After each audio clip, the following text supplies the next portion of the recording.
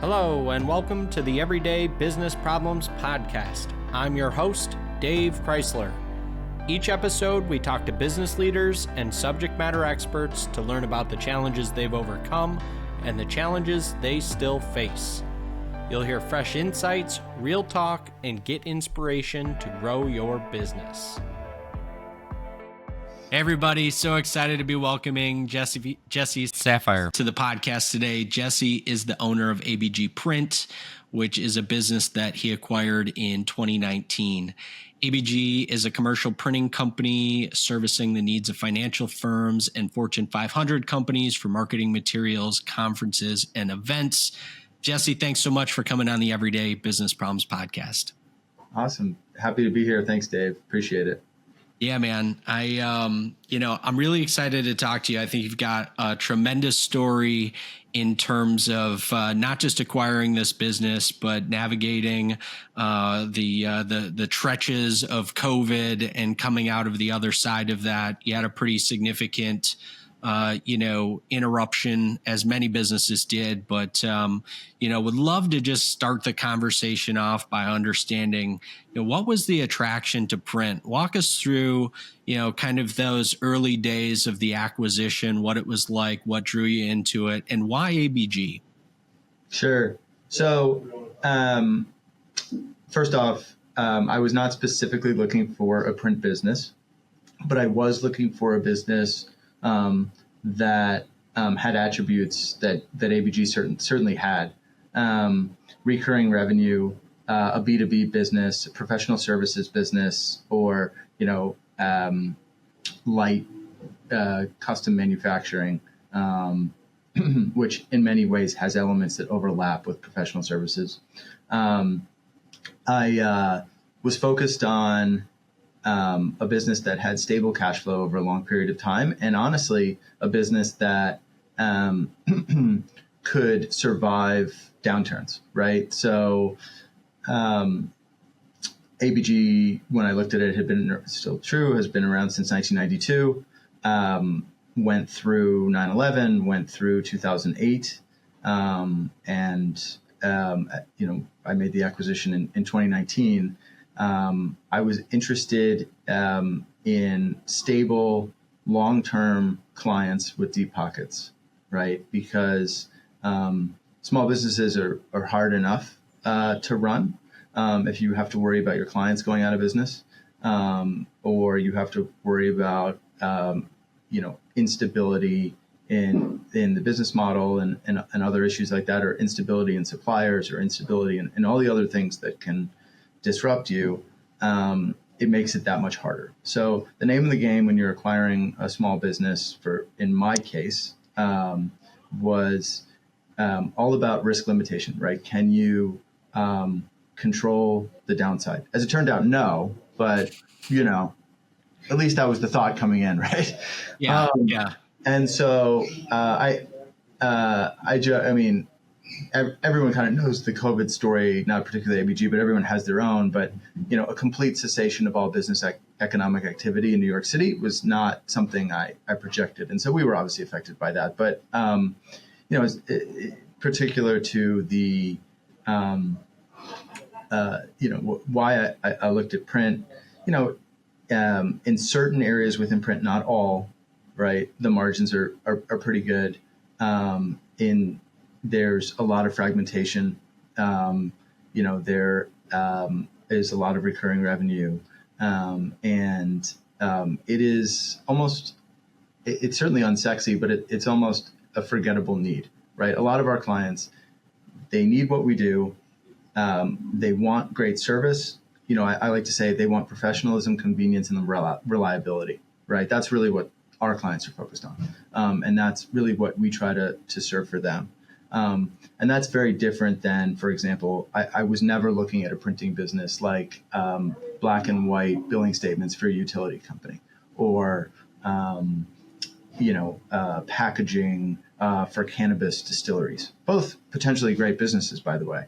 Sure. And all three of those would be ours, plus those two would be printing businesses.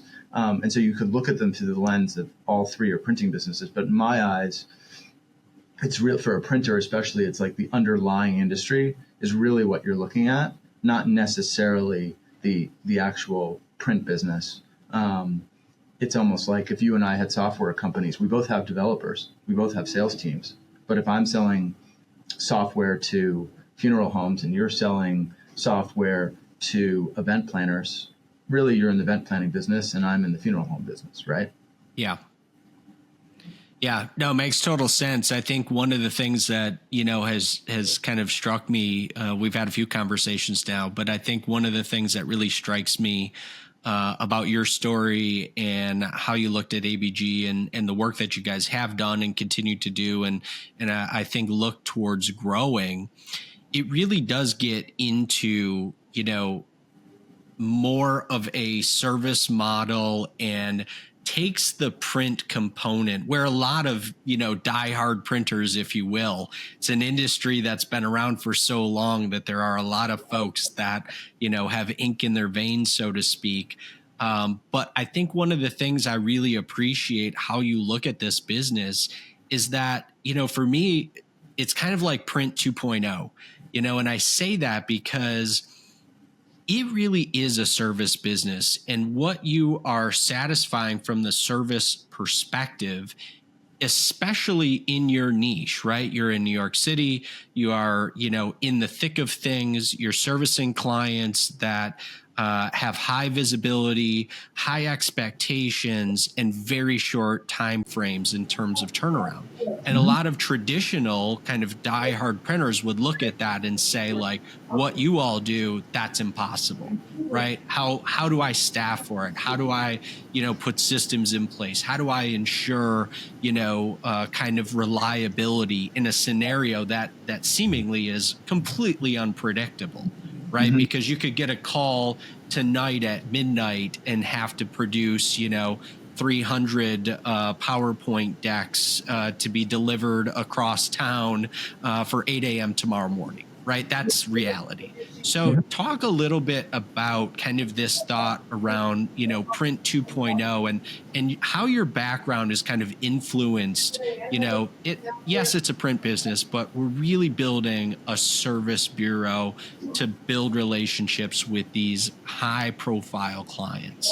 So no, answer to your question, print 2.0 really, from my perspective, is the overall trends in the industry. So as you said, the runs are getting shorter. The turnaround expected is faster. The customization is increasing. The breadth of work is increasing. The service level is higher. The knowledge of the customer, I want to be careful how I say this. The knowledge of the customer with regard to the industry is less. There is no print buyer per se. And again, I'm speaking generally, right? But that in lies the opportunity, right? And so if we can be, there's a couple different models, right? You can be the quote unquote one throat to choke for your client. It's basically you're the outsourced print buyer. They come to you with every single project. They don't care where you get it done, just that you do get it done, right? And you see there are a lot of printers right now that are really just focused on sales and marketing. And, a lot of quote unquote true printers would call them brokers, right? But you show me a print company right now that doesn't outsource at least some of their work, right?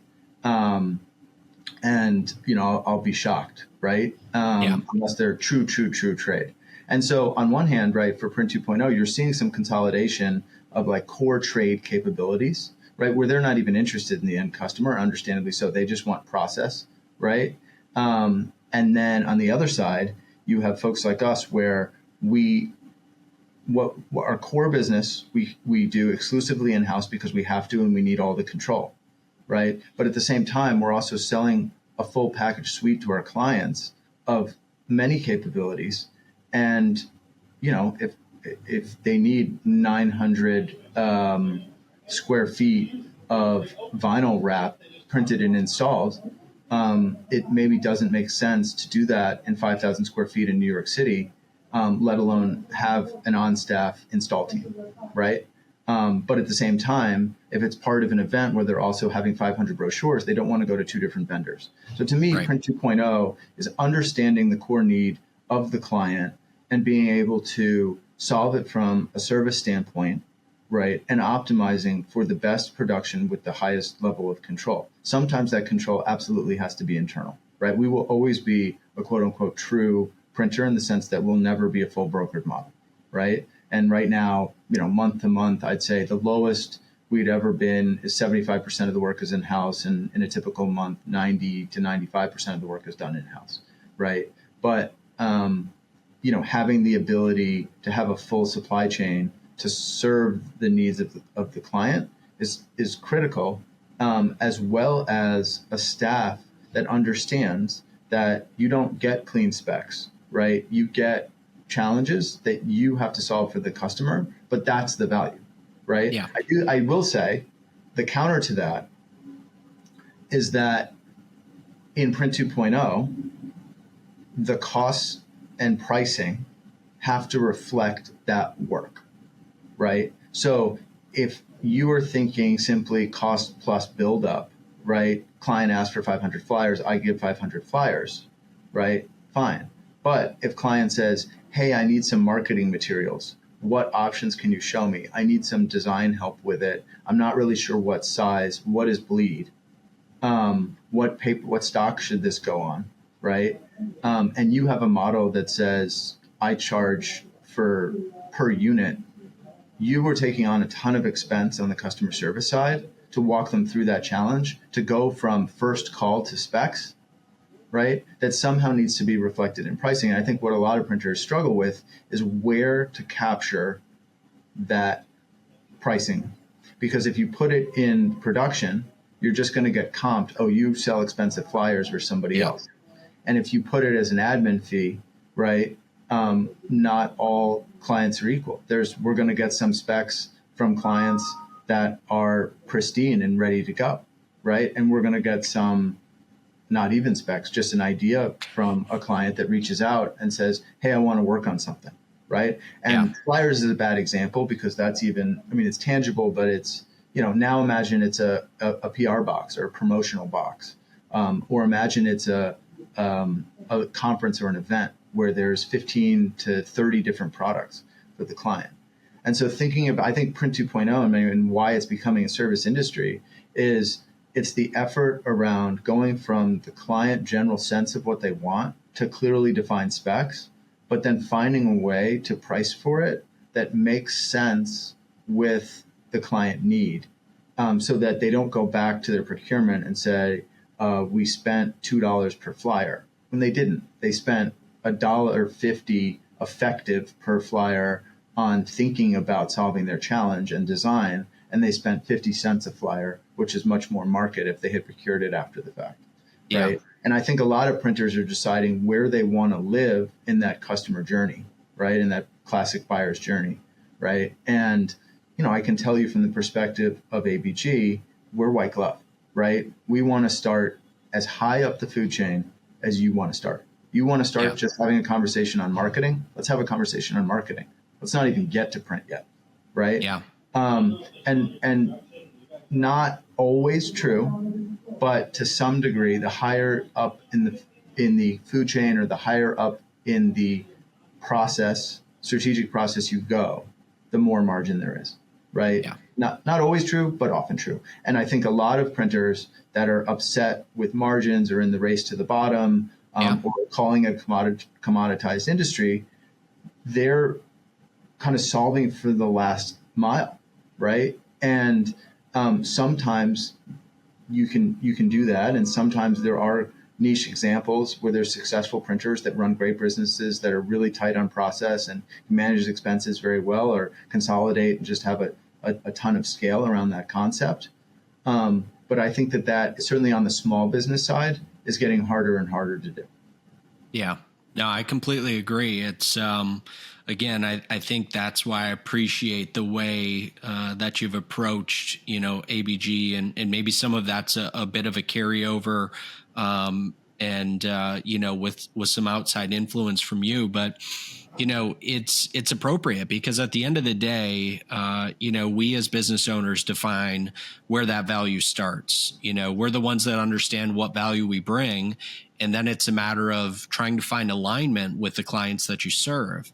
Mm-hmm. And at the end of the day, if you meet somebody that has had a poor experience, let's say, in that commoditized environment, no matter what you do, they want value, they want security, they want to know that without a shadow of a doubt, they're not going to experience, because whatever that negative experience was, it made them look bad, made their status lower. And at the end of the day, however we can solve for that, the value is relative to that. And pricing generally is not top of their mind. It is, how do we solve this problem? How do I maintain or grow my status?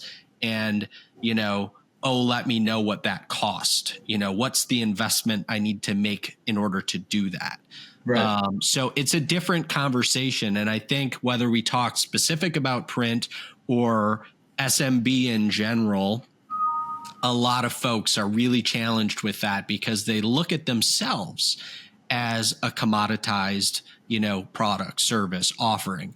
And, back to what we were talking about before we kicked the show off in terms of, all of us being our own special snowflakes, in some sense, we do have to own that because, that is the pathway to that value prop. And when you solve really high visibility, potentially expensive problems for people, they don't mind investing money because they recognize the value that's being provided. So I think articulating it from the, kind of value perspective in their, through their lens is a great way to kind of break that down. So. Yeah. And recharacterizing, I mean, there's all these, common tropes that people talk about, right? That sometimes work, and, people say, sell the outcome, sell the product, not the process. Right. Our version of that is we use our client's language, right? An 8-page saddle stitch brochure or booklet is a pitch to some people. It's a lookbook to people in fashion. It's a tenant manual to people in commercial retail or commercial real estate. There's all sorts of different language that our clients use, and we try to use that language because it brings it back to their outcome, right? Their opportunity versus our process. I will say that the counter to this, right, is that there's a lot of focus out there in on scale and efficiency, and if you hop on YouTube and look up advice on how to run a business, everyone says niche down, right? Find a repeatable process and execute, right? That's how you can scale. And in many ways, what you and I are saying, is the opposite, right? In terms of what some clients are asking for. So I do think here's what I would say. I want to caveat what I'm talking about serves our niche, which is an enterprise customer, right? Then an enterprise customer that has a high average order value, right? For transparency's sake, our average order is $1,000, right? If I was an e-commerce print company with an average order of $80, right?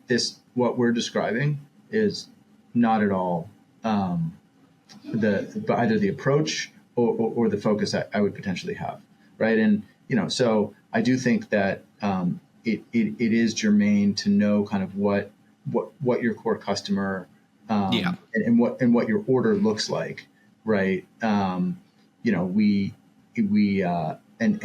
going back to your original question in terms of what I was focused on in terms of buying a business, I like high average order values because high average order values have room for marketing spend. They have room for margin. They have room for a lot of the things they have. When you think about when you buy, to be very critical of myself, or anyone buying a business that may not have experience in the industry, Like, what am I going to show up and buy a print company and be good at print process?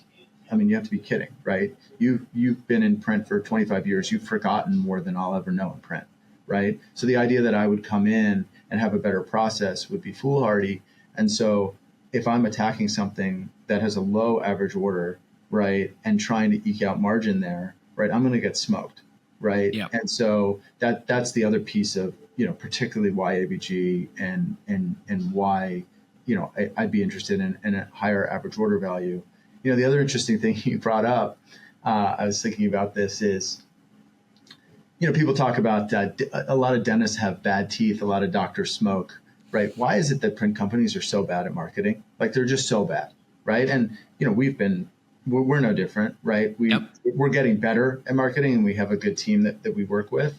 But it is surprising to me how much, I'll put it in a positive spin, how much opportunity there is for small businesses in print to, if they can market well, to grow. Yeah. I think some of it, honestly, though, it comes down to a bit of your counterpoint, right? Like, when I look at a business, you have to know, what are we really trying to do here? And again, I think for me, that stands out with our conversations around ABG and the things that you're doing, right? And what I'm really trying to point out for the rest of the folks that are listening is that, let's just say you are in that commoditized printer space. You've got your e-com shop up and you're a business card shop, right? Mm-hmm. Like, you just turn and burn business cards all day long, 500 to 1,000, right? Like, you're not getting rich off of that. What you need to figure out is there's an obvious gap. And if you want to move from that into a model that is much more service-based, right, you're solving a different problem. So you have to identify what that problem is that we're going to solve, and then take steps to move towards that, And I think that's the big differentiator that I see, whether, again, it's print or, you want to talk about some other service type business or, what have you, right? It's understanding, how do we key in on some of those identifiers, and then how do we just leverage that, right? And continue to do that. And then you can start to add in, whether it's auxiliary services, you can start to look at so many other things. But if you don't understand what you're doing today in terms of, I don't understand like why I can't charge $1,000 for 500 business cards, right? Like, well, maybe you could, right? But what would you need to do to be able to do that? What sort of service would fill that gap where it's not the business card, right? Like, it's not the fact that you can print, however many paged spiral bound or, wire-o or whatever, right? Like lookbooks or, corporate presentations. That's not it. That's not the thing. The thing is that they could call you at 2 a.m. when they just wrapped up the last round of revisions for this, deal that they're putting together that they have to make a board presentation for. And they know without a shadow of a doubt, no matter what time those files hit your business, that you will have a courier on site with the finished product, no questions asked. People don't ask how much that's going to cost. They just want to know, is it possible? Is it possible? And when you start to answer for that, and the answer is always yes, all of a sudden, a lot of things start to open up. So one of the things I want to talk to you about is, unpack that for, how do you translate that internally with the team, right? Like, how does that thought process and all of what we just, how does that get to the rest of the crew that's doing the stuff, that's interfacing with clients, that's, pushing the button, that's putting the product together, that's, scheduling the courier to get across town and being in the city, that's like a legit hurdle in and of itself, I would guarantee. Yeah. So, I'll start with a vague answer and then I'll get more specific. The vague answer is transparency, right? The more transparent you are with your team about the why, the easier and with tangible examples, the easier it is for them to understand what needs to happen and why. So As an example, we have a centralized email system that all of our production staff is on. And I'm not sitting here touting it as God's gift to process, but what it does allow for is all our clients to email one centralized contact, right? And that's so impactful when, as we go around the clock, if you have someone leaving at 8 and then someone coming on at 7:30, they overlap for 30 minutes. If they've been emailing John, right, and then all of a sudden now they have to email Gary, that's not sustainable, right? And if, God forbid, John or Gary is on vacation or out that day or sick or whatever it is, right, you lose messaging. So because we have a centralized, and many printers do have a centralized email box, right, but everyone has access to it. It does two things. One, it keeps the client communicating with one core contact effectively, even though that quote unquote contact is many different people. But it also allows for individuals working at the company to see projects start to finish and promotes a level of transparency that solves for the why, right? They see the pain of the client when they're in emergency. They see the gratitude and the exclamation emails when we pull off what we call Tuesday and they call a miracle, right?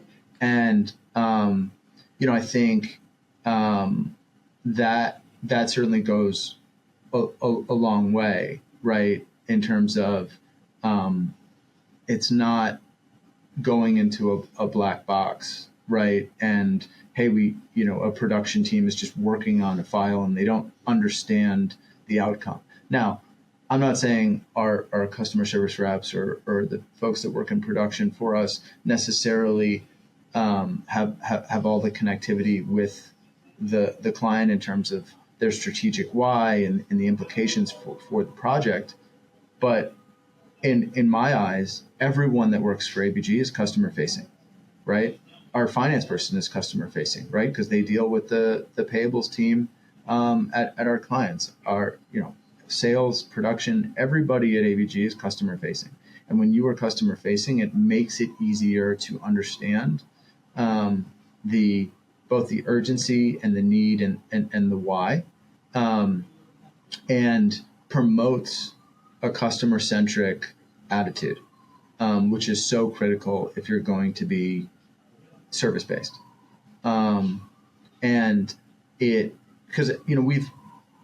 we've seen other organizations, right? And it's the classic conflict of the salesperson that sells a job because they just want to push something through, and the agony and frustration of the production staff that knows that they've been thrown under the bus, right? The salesperson or the CSR has agreed to a timeline or agreed to a spec or agreed to something that simply cannot be met, right? Because they wanted to land the job and they wanted to make the client happy. And, they know on the back end, there might have to be overtime or there might have to be something to get it done. But they just wanted to land the deal, right? And that can often create conflict and distrust and frustration, right? And what we find is that when everyone is seeing what's being said and how people are being interacted with, and what the client need is, there is both patience and understanding on the side of production, as well as, I would say, defense and protection by the sales team, right? Because we're all in the same boat, rowing in the same direction. I'm not saying it's perfect. I'm not saying we don't have these, let's call them healthy disagreements at times. But the reality of having a transparent system results in fewer of those issues. Quite candidly, earlier you asked me a question about Print 2.0, and I had to take a break for a second because I think one of those issues was getting resolved right on the floor, right? And so it happens, right? Yeah. I think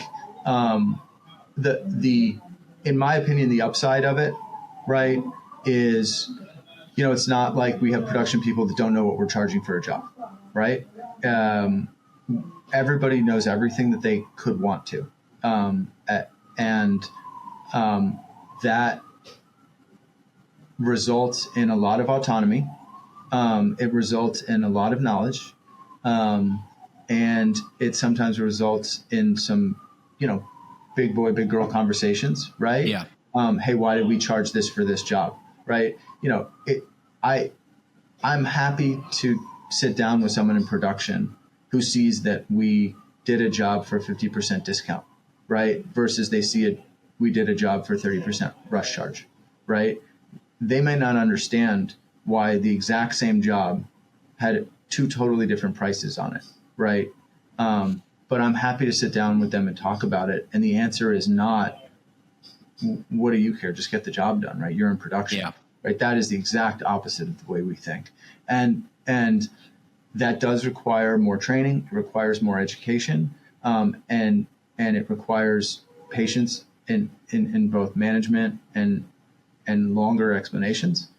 But the benefit on the other side is that when push comes to shove, especially on fast or rush work, right, we can all get in line and row in the same direction very quickly, right? Yeah. And especially as, because we're not a static company, right? As the needs of the clients that we have, as we continue to serve them, they change, right? Pre-COVID, we had a much higher average order value.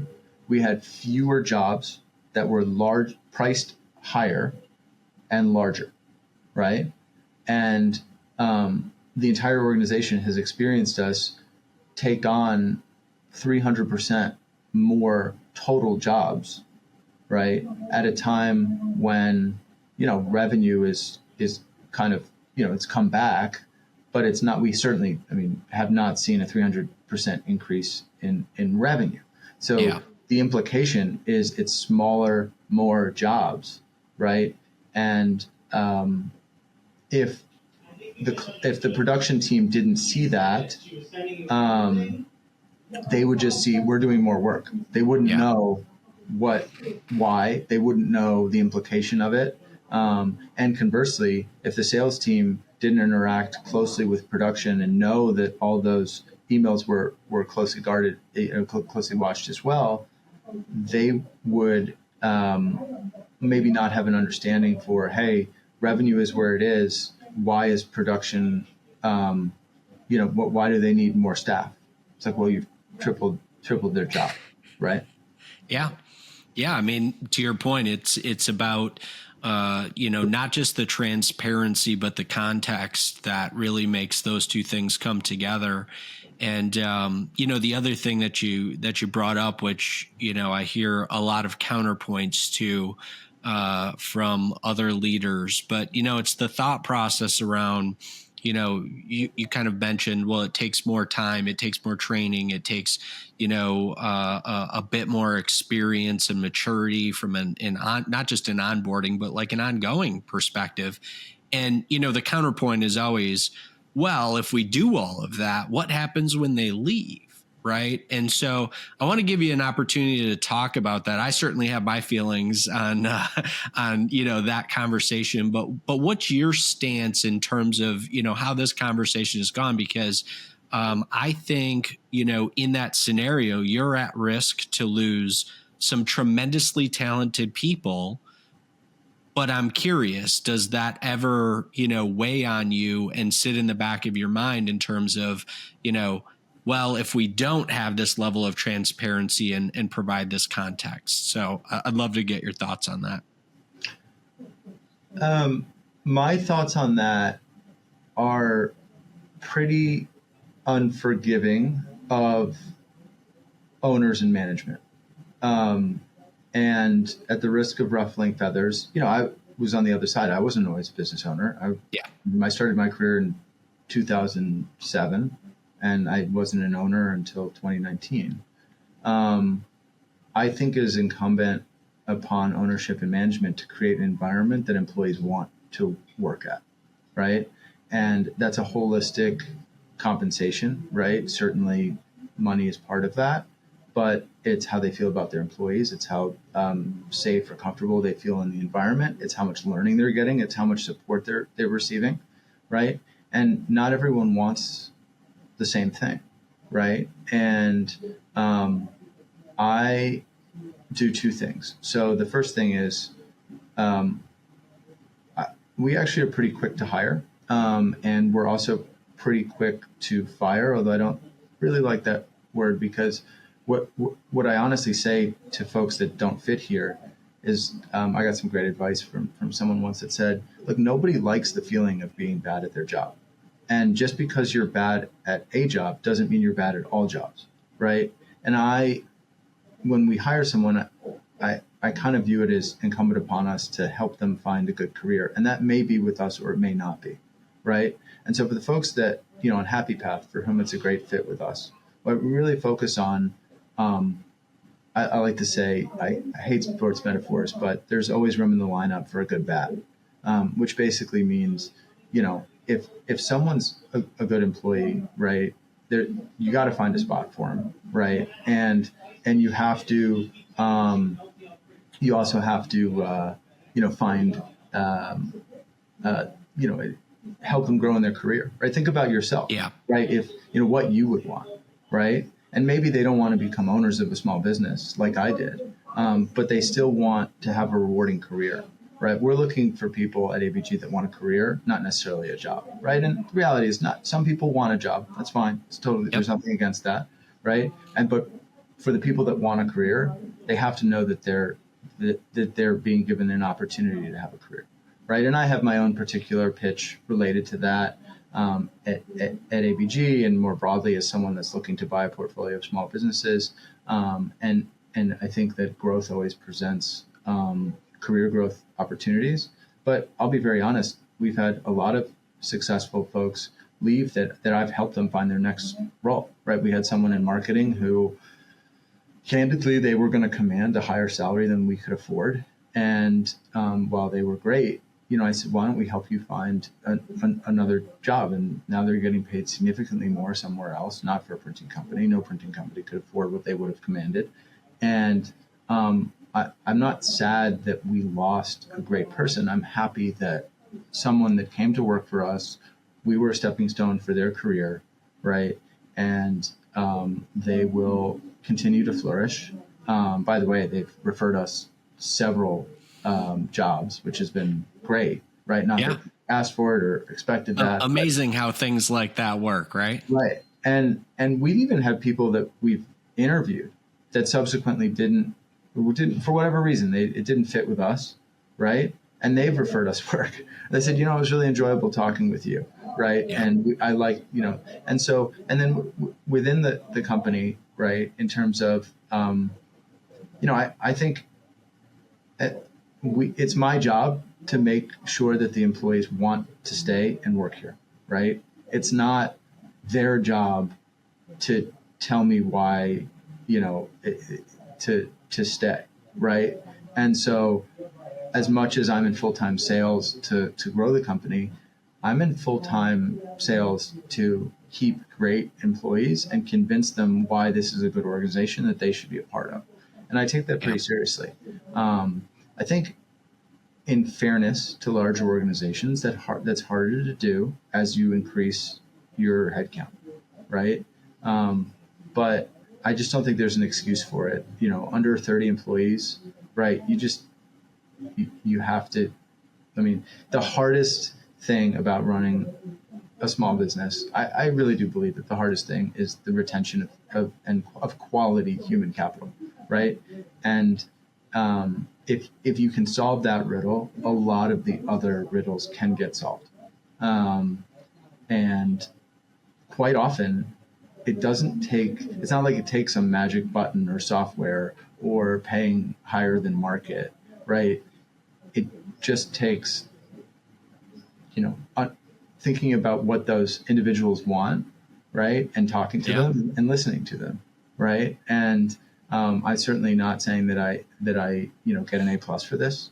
But again, with the transparency and having a fairly flat organization and an organization where people can come to me and talk about anything, I think helps. And we definitely have our share of, just call it the umbrella HR opportunities for improvement, both for me as well as the employees. Yeah. Right. But I think that it's something you just really have to focus on, right? Yeah. Yeah. I mean, at the end of the day, people want to feel appreciated. They want to do a good job. Out of all of the people I've ever, led or managed or been around, I could probably count on less than one hand the number of people that said, I can't wait to come in and, screw something up today. Right. Like just those really miserable people. It just doesn't happen. They want to come in, they want to be paid fairly, they want to be appreciated, and they want to go home. They want to do their thing, whether that's, family or friends or whatever. And, I do think it's the sign of a healthy organization that you have people that cycle in and out, because at the end of the day, I think the biggest challenge is that we lose sight of the things that we disliked when we were coming up. Right. Mm-hmm. I think as you grow into a career at a bigger company, that certainly happens. You're too far away from the thing that people are doing. And so, you start to have this jaded view. And again, the reality of it is like people are going to want to become business owners. How can we support that? How can we help to encourage that? How can we share part of our story to help people that want to take that pathway? And then there will be people that just want a job. I don't want the additional responsibility. I don't even want to be in leadership. I don't want to be in management. I want to come in. I want to kind of be told what, my bounds are, my goal is, and that's all I want to do. Then I want to go home. Yeah. Can I do that? Can I do that in this environment? So I think your point about identifying where people fit in, always doing it as best as we can, right? We're people too. We, have bad days. We make mistakes. We have setbacks. I tried to say I was never a great leader for many, many years. And I kind of own that because I made a lot of terrible mistakes and I made bad decisions. And, I was a young kid that thought he knew a bunch of stuff. And, turns out I was pretty dumb, and the whole reality of it is, right, like just owning that, like, hey, I'm human too. I made a really bad call here. Here's how we're going to try to navigate out of this thing. I'm really sorry I screwed this up.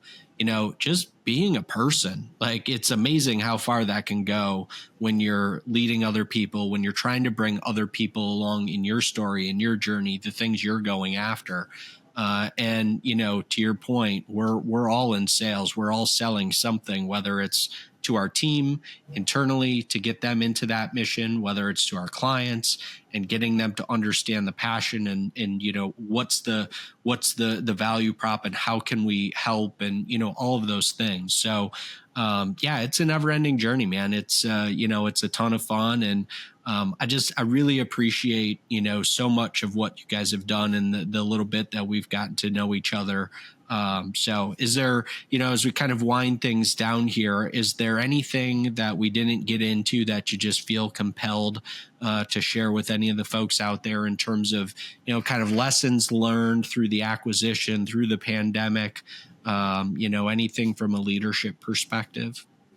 No, I mean, I guess maybe the only thing I'd share is it's almost a critique on that question, which is I honestly feel like I'm still in learning mode, right? And I also feel like I'll always feel like I'm in learning mode, and that doesn't mean people reach out all the time, whether they're looking to acquire a business in print or out of print, and I'm happy to have the conversations.